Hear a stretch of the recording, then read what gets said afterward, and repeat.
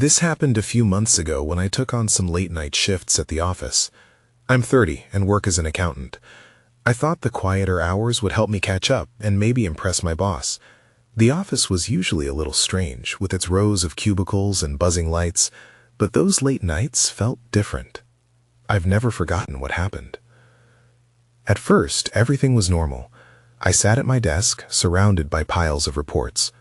On the third night, I noticed the break room lights flickering. I figured it was just bad wiring. Then, I heard someone's heels clicking down the hallway. I looked around, but no one was there.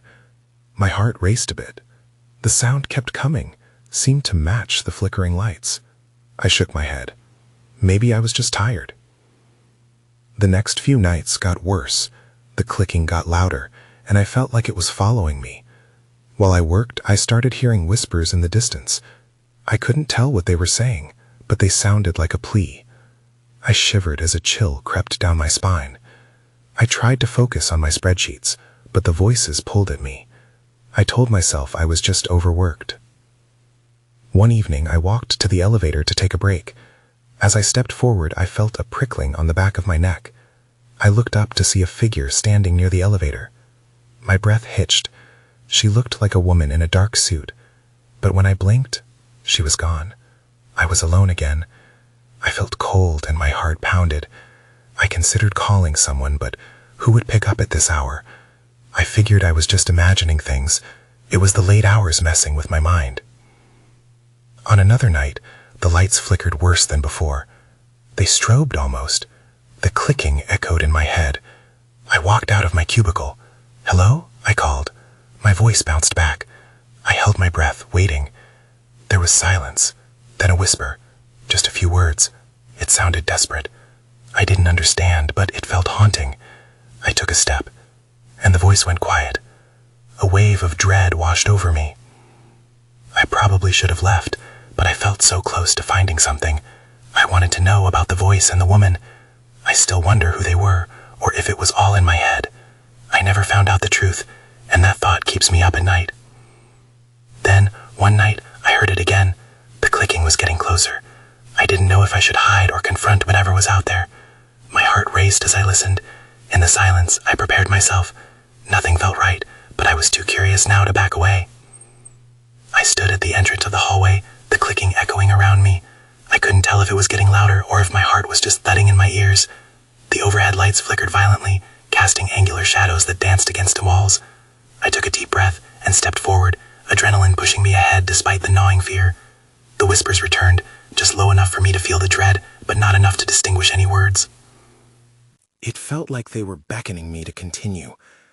I moved towards the break room, hoping to find some clarity in the chaos. My palms were sweaty, and I wiped them on my pants, trying to calm my racing thoughts. As I entered the break room, I flipped the light switch, but nothing changed. The lights remained dim and flickering. I felt a frustrating mix of anxiety and curiosity. My eyes scanned the quiet space. That's when I saw it, a piece of paper half hidden under the coffee machine. I walked over, hesitating at first. The whispers seemed to fade as I bent down to pick it up. The paper was old and wrinkled, yellowed at the edges. I unfolded it carefully, squinting to read the faint text. It looked like a forgotten memo, but there was something else. Scrawled in the margin were 2 words: "Help me." A chill crawled up my spine. I looked back towards the hallway, expecting to see someone behind me. I was alone, but the clicking returned, now sounding frantic. Something was wrong. I turned and hurried back towards my cubicle, the memo clutched tightly in my fist. But as I walked away, I felt a presence follow me. I couldn't shake the feeling of eyes on my back. I tried to ignore it and focus on the paper. What did it mean? Who needed help? I thought about calling someone, but my phone was in my bag across the room, a good distance away now. The moment I reached my desk, I glanced back down the hallway, searching for anything. That's when I saw her again, the woman in the dark suit. This time, she stood further down, just beyond the shadows. I could barely make out the shape of her face, but the intensity of her stare sent another wave of fear through me. I froze, caught between fear and a strange sense of urgency. Then everything went dark. The lights stopped flickering and went completely out, plunging me into darkness. I felt the paper slip from my fingers and hit the floor. Panic surged through me. I fumbled for my phone, my heart racing. The clicking sounded again, closer now. My breath quickened. I was about to call for help when I heard another whisper, this time clearer. "Don't leave me." That voice pierced through the darkness. I needed to know what happened next. I needed to find out who she was and what she wanted before it was too late. I fumbled in the dark, trying to locate my phone. My fingers grazed the smooth surface of my desk, and I felt a surge of relief when I finally found it. I pressed the button to light up the screen. The glow was faint, but enough to let me navigate the storm of shadows. My heart was racing as I turned around, scanning the darkness. "Hello?" I called out, my voice barely above a whisper. Silence swallowed my words. Whatever was out there, it held its breath, waiting. I could still hear that clicking sound, more insistent now. I was sure it was coming from somewhere close. I edged my way around the desk, moving towards the doorway. I needed to get out of this maze of uncertainty. But just as I reached the threshold, I saw her again. The woman in the dark suit. This time, she was standing in the corner, shrouded partially in darkness, but her gaze was unmistakably fixed on me. I stepped back instinctively, suddenly feeling suffocated by an invisible weight. "Who are you?" I demanded, the tremor in my voice betraying my fear. Silence engulfed me again. The only other sound was my own heartbeat thrumming in my ears. Suddenly, the lights flickered back on, illuminating the break room around me. But the woman had vanished. My heart sank. Had I really seen her? Maybe it was a trick of the dim lighting playing games with my tired mind. I glanced down at the paper I had dropped. It lay crumpled at my feet, and with trembling hands I picked it up again. The words, "Help me," stared back, each letter etched with urgency. Then, out of the corner of my eye, I noticed something shift in the hallway. My breath caught. Not again. I stepped forward hesitantly, trying to peer into the shadows that hung heavily like a curtain. That's when I saw it, a series of footprints leading away, muddy and unmistakable. They seemed impossibly fresh for the empty office. My chest tightened. I didn't just feel followed. I had been followed. Then I remembered the whisper from earlier. "Don't leave me." My pulse quickened. Was the woman connected to the message? I looked around, dread creeping back in as I realized I was alone amidst the chaos of forgotten files and flickering overhead lights. With a surge of determination, I decided I had to investigate further. Maybe the thing tormenting me was tied to this office, something not yet uncovered. I needed to know who she was and what had happened here. Just as I turned to follow the footprints, my phone buzzed in my hand, startling me. I looked down, and the screen showed a text from an unknown number. "You need to stop. She isn't what you think." I froze, staring at the message. A chill washed over me. I had to think fast. Should I go after the footprints or follow this new lead? I was running out of time, and every choice seemed laden with consequences. But one thing was clear. I wasn't alone. Not anymore. I stood there, caught between two paths. The footprints beckoned me, their wet trail leading deeper into the shadows, while the mysterious text hung over me like a dark cloud. I could almost hear the echoes of my uncertainty bouncing off the office walls. Was I really ready to delve into this? Taking a deep breath, I made my choice. I followed the footprints. I needed answers, and maybe they would lead me somewhere important. The hallway felt different now. It was thicker, heavier, and charged with a palpable dread. I could almost hear the clicking again, like the relentless ticking of a clock, counting down to something inevitable. I limped down the corridor, trying to keep my eyes peeled for any flicker of movement. The footprints twisted around corners, weaving in and out of sight, as if leading me on a game of hide-and-seek. My heart pounded. Just a game, I muttered to myself, trying to shake off the feeling that I was being hunted. As I turned the last corner, I stepped into a small storage room. A musty scent filled the air, mingling with dust particles that danced in the overhead light. It was quiet, too quiet. I scanned the walls lined with old boxes and scattered papers. There was something about this place that felt out of time, as if it hadn't been touched in years. And then I saw it. A filing cabinet stood slightly ajar in the corner. I approached it cautiously, my heart thrumming in my chest. The noise of my own footsteps felt amplified, echoing off the walls. I gripped the edge of the cabinet and pulled it open. Inside were folders, yellowed with age. I rifled through them, looking for anything that could explain the woman in the suit or the desperate note I had found. Just as I reached the bottom of the drawer, something caught my eye, an envelope marked with my name. I ripped it open, my hands trembling. Inside was a photo. My breath caught. It was a picture of the woman in the dark suit, but this time she was not alone. In the background was a man I recognized. My former colleague, Sam, who had abruptly vanished 6 months ago. "What the hell?" I whispered, adrenaline coursing through me. The picture held more questions than answers. The woman and Sam looked close, almost intimate. My instincts screamed at me to leave, but I was rooted in place, overwhelmed by the implications. Suddenly, a loud crash erupted behind me. I spun around, every nerve in my body screaming to escape. I stumbled backward and slammed into the filing cabinet. My breath hitched as I peered into the darkness, trying to see what had fallen. The only light flickering now was the fluorescent overhead, casting eerie shadows that twisted and turned. And then I heard it, a whisper that sent shivers down my spine. "Help me." I bolted for the door, my heart racing, the photo clutched tightly in my hand. I had to find out what this meant, but the darkness behind me felt alive, crawling with menace. Just as I reached the exit, I heard a voice distinct and clear. "You shouldn't have looked."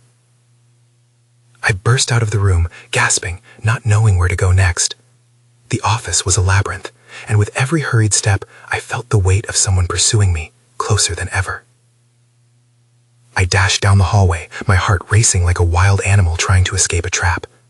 The fluorescent lights flickered above, casting an unsettling glow that intensified my fear.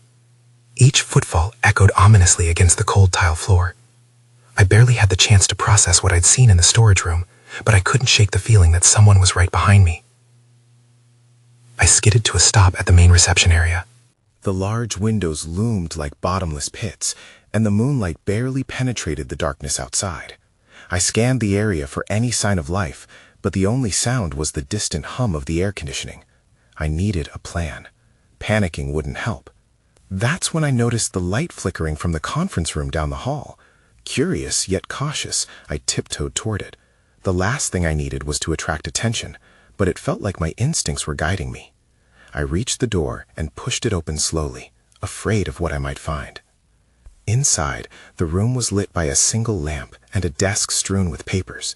A laptop hummed softly on the table, its screen displaying a series of folders.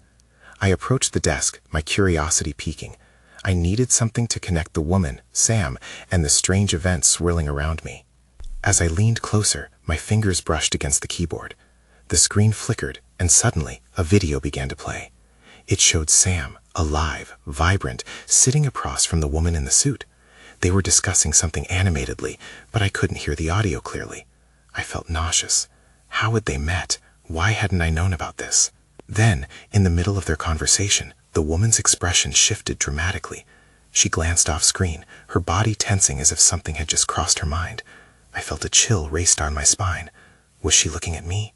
Just then, the door slammed shut behind me. The noise echoed in the stillness, and I whipped around, my heart leaping into my throat. There was no one there, but the way the door had closed felt deliberate, as if someone or something was toying with me. I turned back to the screen, desperate to finish the video, but it had suddenly frozen. I wrapped my fingers against the keyboard, but nothing happened. Panic bubbled up in my chest, intensifying with every passing second. Had I lost my chance at answers, or was this its own form of a warning? I felt a prickling at the back of my neck, an overwhelming sensation that I was not alone in the room. Slowly I turned, and my breath caught. A shadow loomed in the corner, partially obscured by darkness. It shifted, strange noises slipping out. A raspy breath, a barely audible whisper. "Find him," it rasped, "before it's too late." I stumbled backward, my hands clutching the edge of the desk. "Who?" I shouted. "What do you mean?" But the shadow only grew fainter, until it disappeared altogether, leaving me standing there in the dim light of the conference room. The weight of the unknown pressed against my chest. I was losing control, being pulled further into a mess of mysteries. Without thinking, I grabbed the laptop and bolted out of the room. As I sprinted down the hallway, the faint sound of that whisper lingered in my mind, mixing with the pounding of my heart. Find him? I knew now that I was in a race against time, and someone was counting on me to unravel the truth. But who was that person, and how far would I have to go to find them? I burst out of the conference room, clutching the laptop to my chest like it was a lifeline. I sprinted past the reception area and headed to the nearest exit. The fear that had gripped me was turning into frantic determination. That whisper, "Find him," echoed in my thoughts like a taunt. The word him hung ominously in the air, tied to some unknown dread. I barely reached the door when the lights flickered once more. I paused, my heart pounding. The dimness stretched, and for a moment I thought I saw something lurking just beyond the edges of the shadows. I shook my head, trying to clear my mind. I needed to focus. After a deep breath, I opened the door and stepped outside. The cool night air hit me like a slap, and I stumbled for a moment before regaining my balance. I cast a glance around the parking lot, searching for any signs of movement. The stillness felt wrong, like an uneasy calm before a storm. I needed somewhere safe to go, somewhere I could analyze what I had found. As I walked to my car, I couldn't shake the sensation of being watched. I fumbled with my keys, dropping one in the process. While I searched for it in the darkness, my eyes caught movement from the corner of my vision. A figure emerged from the shadows, just outside the reach of the dim streetlight. I froze, the hairs on my arms standing on end. The figure seemed too familiar. My pulse quickened as I recognized Sam. Was it even possible? I held my breath, my heart pounding loudly in my ears. "Sam?" I called, my voice barely above a whisper. "Is that you?" But before I could get an answer, the figure turned and bolted down the parking lot. I chased after him, my mind racing. I had to know if it truly was him. I dodged cars, my feet pounding against the rough asphalt. I called out again, desperation creeping into my voice. "Sam, wait!" But he didn't stop. He kept running, faster, weaving in and out of the parking spaces. I was losing ground with every step. Just as I was about to give up, he disappeared around a corner. I stumbled to a halt, my chest heaving. I took a moment to collect myself and considered my options. I noticed a small path that led around the back of the building. I can catch him, I thought. With renewed determination, I sprinted towards it, hoping he would still be there. The path was narrow and overgrown with weeds, and the shadows felt thicker in this part of the lot. As I rounded the corner, I stopped dead in my tracks. Ahead, I saw a flickering light coming from an open door. Panic settled back into my gut, mixing with confusion. I approached cautiously, peering inside. The room was empty except for a single flickering bulb hanging absurdly from the ceiling. In the middle of the floor lay a notebook, open as if someone had just been using it. That's when I saw it. My breath caught again. Scrawled across the pages were hasty notes and drawings. Names, numbers, and a drawing of a key. But what struck me most was the last line, written in jagged, rushed handwriting. "It's not just Sam. They're all connected." My heart raced as new questions flooded my mind. Who else was involved? What was happening? I looked back toward the parking area, imagining Sam slipping away into the night, just out of reach. I had to figure this out before it was too late. But as I turned back to the door, I realized something. The room behind me went dark. The door slammed shut. I was not alone, and whatever lurked in the darkness was closing in fast. I took a step back, dread washing over me. My spine tingled as I searched the darkness, every instinct screaming at me to run. But where would I go? The door was sealed. My chest tightened, caught between fear and the desperate urge to figure out what was happening. I squinted into the gloom, trying to define any shapes or movements. My breath came out in quick bursts. Just then, I heard it. A low, raspy sound, almost like a whisper, coming from somewhere to my left. My mind raced. Was I imagining things? Or was something, someone, truly there with me? I scanned the room, my eyes darting around the empty space. My heart pounded harder as I thought of that notebook. It was still sitting there, untouched, an accidental breadcrumb in this horror story. I hesitated, torn between the urge to flee and the need to know more. With trembling fingers, I reached for it, ready to gather answers before I lost my chance. As I picked it up, the flickering bulb overhead dimmed, casting eerie shadows on the walls. I flipped through the pages quickly, focusing on the hastily written names and strange symbols. My eyes widened at one particular name, Karen. She was another coworker, a face I recognized but didn't know well. Why was her name here? Before I could go deeper into my thoughts, the darkness shifted again. I felt the air grow heavier, almost suffocating. I turned to the door, prepared to pound on it, when I noticed movement in the corner of my eye. A figure stepped out of the shadows, emerging with a menacing grin. "Looking for something?" A voice taunted. It was low and gravelly, echoing against the damp walls. I stumbled back, heart racing wildly. It couldn't be. Had this person been watching me the entire time? Panic surged through me, urging me to act. "Who are you?" I shouted, my voice quaking. "You really don't know." The figure took a step closer, but I couldn't make out their features in the poorly lit room. "You should pay more attention to the people around you." The cold realization hit me like a punch. Sam wasn't just running away. He was fleeing from this person, from whatever was happening. "Where is he?" I demanded, my grip tightening on the notebook. The drawing of the key suddenly made sense. It was a clue, a way out. I needed to escape this nightmare. The figure chuckled darkly. "You think you can find him? You have no idea what you're pulling at." It's too late for all of you. Fear washed over me in waves. I turned, charging for the door, but the figure lunged, grabbing my arm with a grip like iron. I shook free and slammed my shoulder against the door. It creaked open. I stumbled into the night, gasping for air. But the darkness followed, and just as I thought I'd made it, a chilling wrath echoed behind me. It wasn't over. I had escaped, but now I had to find Sam and uncover what twisted web connected us all before it was too late. I sprinted down the street, my heart pounding in rhythm with my hurried stepfoots. The cold night air bit at my skin, but I barely felt it. The chilling laughter echoed behind me, a reminder I wasn't safe yet. I glanced back. Nothing, just shadows cloaking the alleyways. My breath came in gasps as I tried to gather my thoughts. I needed a plan. I couldn't just wander around aimlessly. I had to find Sam before it was too late. But where could he be? The office? A cafe? My mind raced with possibilities. Then I remembered. Sam had mentioned a late-night diner before. Maybe he'd gone there for help or to hide. I doubled my pace, directing my steps to the nearest bus stop. My phone buzzed in my pocket, startling me. I pulled it out. It was a text from Karen. "Are you okay? I saw the news." My stomach dropped. "News?" I quickly typed back. "What news?" The response came almost instantly. "About the disappearances at the office." Disappearing? I felt nauseous. Was Sam one of them? I couldn't waste time. I tucked the phone away and focused on reaching the diner. As I approached, the neon sign buzzed to life, flickering irregularly. I opened the door, the ding of the bell echoing as I stepped inside. The diner was almost empty, save for a couple of lonely souls hunched over their plates. My eyes scanned the booths. No sign of Sam. I walked up to the counter, trying to keep my voice steady. "Have you seen Sam? He usually comes here after work." The waitress, a tired-looking woman with dark circles under her eyes, raised an eyebrow. "Sam? The one from the office?" I nodded eagerly. "He didn't come in tonight, but I heard some strange things about your office recently. You might want to stay away from it." I felt my heart race again as a wave of dread washed over me. "What do you mean?" She leaned closer, lowering her voice.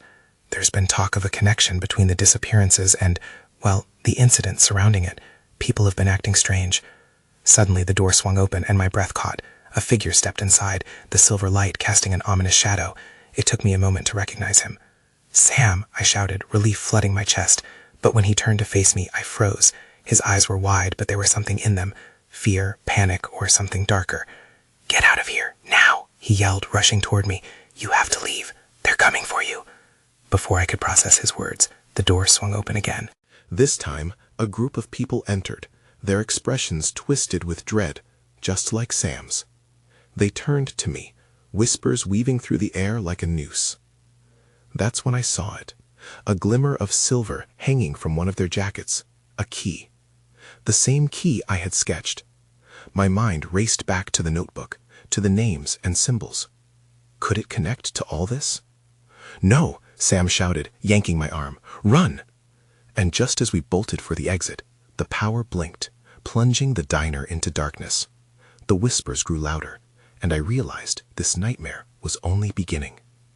I stumbled through the door into the night, the cold air slapping my face like a wake-up call. Sam was right next to me, breathing heavily. We didn't stop to look back. We just ran. Where do we go? I gasped, trying to match his frantic pace. The streets were empty, but I felt eyes watching us. I could sense the danger creeping in from every corner.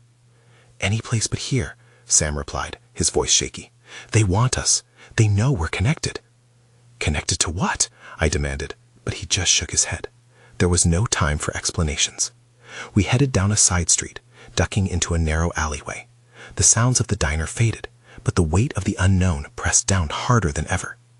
As we caught our breath, I noticed Sam's hands were trembling. We need to get to my place. It's the only place I can think of that's safe. I nodded, despite my unease. But what about the key? It's got something to do with all of this. I know, he whispered, shaking his head again.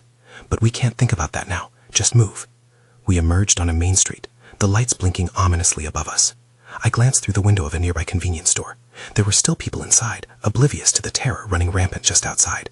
Should we go to them? Would they help? Keep going, Sam urged, pulling me away from the storefront. Don't look back. I nodded and willed myself to focus, but the thought of the key was gnawing at my mind. What if it held the answers? The questions I had weren't just going away. I could still remember the whispers from the diner, the shared looks among those strange people. It all felt connected. Finally, we reached Sam's apartment building. He fumbled with his keys, hands shaking more violently now. I scanned the street, half hoping to see anyone who could help, but the streets were eerily quiet. Once inside, Sam slammed the door shut and locked it behind us. We leaned against the wall, trying to catch our breaths. Okay, he said finally, glancing around the dimly lit room. We can talk now. But just as he opened his mouth to speak, a loud bang echoed from outside, a sound that made my skin crawl. What was that? I whispered, panic rising in my chest. They're here, Sam said, his face paling. My heart raced as he moved away from the door, gesturing for me to follow. He led me to a small room at the back of the apartment. We'll hide here until it's safe. We squeezed into the closet, pushing aside old clothes. I could feel Sam's breath against my cheek, quick and worried. We shouldn't have gone to the diner, he muttered, his voice barely above a whisper. It was a trap. What do you mean? You were the one who... But before I could finish the sentence, more banging echoed from outside, louder this time. Then it stopped. Silence fell like a heavy blanket. My heart thudded painfully in my chest, drowning out everything around us. Then, a soft scrape against the door sent chills down my spine. Someone was trying to enter. I caught Sam's eye, and we both held our breath. The scrape turned into a persistent knocking. Open up, a voice called, low and ominous. We know you're in there. My stomach twisted in fear. I wanted to scream, to run, but there was nowhere to go. Time hung in the air, heavy with dread. That's when I noticed it, a glimmer of silver from Sam's pocket, the same shape as the key. Sam, the key, I said quietly, realization dawning on me. He looked confused. What about it? Before I could answer, a shadow moved past the door.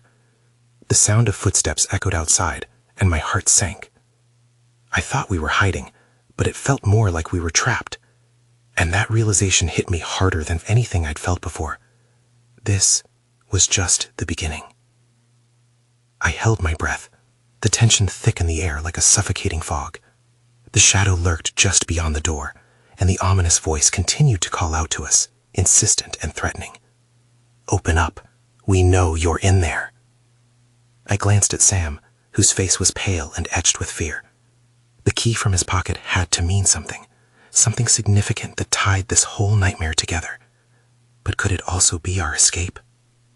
Sam, we need to figure out what this key unlocks, I whispered frantically, my mind racing. If they're out there looking for us, we have to have a plan. He nodded, anxiety flickering in his eyes as he fumbled for the key. I don't know what it unlocks, but if it's connected to everything, it might lead us out of this mess. Just then, there was a louder bang against the door, hard enough to rattle the frame. I flinched, feeling the tremor reverberate through my bones. The voice outside grew more agitated. We know you're in there, Sam. We know who she is. Fear twisted in my gut as I imagined what kind of power the figure outside might wield if they had been tracking us. What if they find out the truth? I whispered, panic rising in my throat.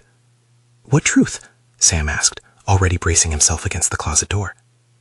There's something in the connection between you and all of this, I replied, urgency tingeing my voice. I felt it in the office. The disappearances, it's more than just a coincidence. It's like they're linked. The knocking suddenly ceased. An eerie silence wrapped around us, pulsing in the air, creating a new kind of dread. I could hardly bear to breathe. Then the voice returned, this time softer, almost coaxing. You can't hide from the truth, Sam. We need to talk. Don't listen to them, I urged, a wave of adrenaline coursing through my veins. We can't let them get to you. The distinct sound of footsteps echoed outside as I hastily waded through the wooden hallway. Sam began to tremble. What if they really know? What if it's too late? It's not, I snapped back. You hold the key. We can find out what it unlocks and maybe turn the tables. Sam paused, his expression wavering. But I don't know how to use it. Then let's find out together, I urged, clutching his hand tightly. The pounding resumed, more vigorously now, shaking the door in its frame. You have to be brave, Sam. Whatever happens next, we have to stick together.